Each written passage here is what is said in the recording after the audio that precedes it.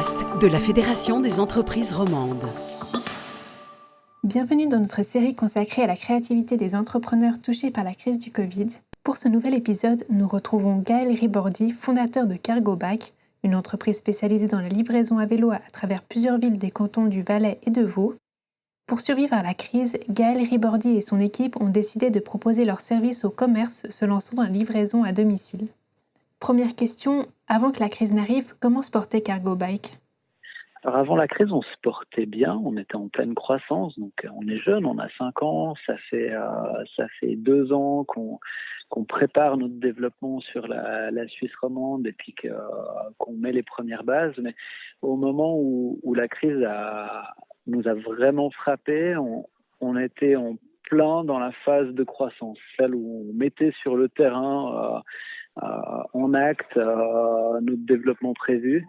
Et du coup, ça a été un impact assez violent parce qu'on s'est retrouvé avec des contraintes énormes, avec des risques à gérer et puis une très très forte baisse de la rentabilité dans nos activités. Comment vous vous êtes réinventé pour survivre à cette crise ? On s'est posé la question de quel était notre rôle dans cette crise et de comment on pouvait aider notre écosystème. Parce que d'une certaine manière, nous, on pouvait continuer à travailler. On n'a pas été touché par les fermetures, pas directement. On voyait plein de commerces et d'entreprises qui étaient dans des situations très difficiles et qui devaient trouver des solutions.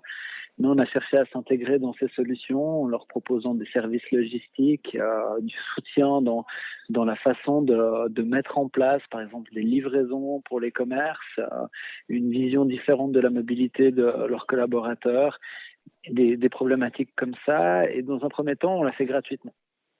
Donc, on avait une structure de livraison qui était opérationnelle et qui n'était plus occupée en plein parce que la fermeture des commerces et des restaurants, ça a vraiment diminué notre volume de travail. Et puis, on était dans une situation qui était un peu compliquée par rapport au soutien étatique. On n'était pas sûr de pouvoir avoir quelque chose. Donc on s'est dit qu'on allait à perte dans un premier temps faire travailler nos collaborateurs, mettre à disposition notre infrastructure pour soutenir notre écosystème. Et puis assez rapidement, on s'est rendu compte que les commerces qui avaient pu mettre en place la livraison de manière efficiente avec nos conseils faisaient un chiffre d'affaires correct, voire même supérieur à avant la crise. Et du coup, on a discuté avec eux de ne plus faire ça gratuitement, mais de mettre en place une tarification qui était acceptable pour eux, tout en garantissant que ça restait gratuit pour le client final. Donc, on a eu une approche où on a totalement mis de côté le profit pendant la période du confinement. On a couvert les charges salariales, on n'a même pas couvert les charges de l'infrastructure. Notre but, c'était de pouvoir payer les salaires et de soutenir notre écosystème. Vous pensez que sans la pandémie, votre entreprise serait au même stade aujourd'hui ? Certaines évolutions qui étaient en cours, qui maintenant continuent à avancer, mais à un rythme plutôt lent, seraient abouties maintenant. Typiquement, sur le développement en Suisse romande serait beaucoup plus avancé si on n'avait pas vécu cette crise. Maintenant, les autres évolutions, les évolutions techniques qu'on a fait et d'efficience, ce serait l'inverse.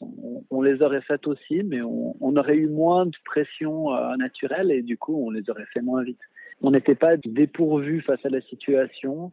On n'a pas eu besoin d'aide extérieure extraordinaire. On est aussi la seule, à ma connaissance, entreprise dans notre domaine d'activité à ne pas toucher de subventions et d'aide de l'État.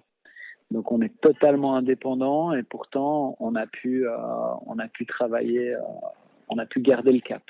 À un moment donné, on a eu un léger soutien de la part de la ville de Sion, mais pour les livraisons à domicile.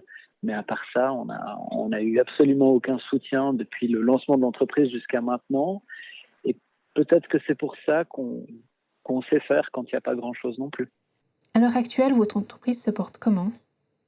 Notre entreprise se porte bien. La situation de crise a un coût, elle a un poids. Et pour nous, le challenge s'est trouvé plutôt du côté des liquidités. On a perdu. En fait, on a eu, pour donner des chiffres vraiment à la louche, une augmentation sur 2020 du chiffre d'affaires de 30%.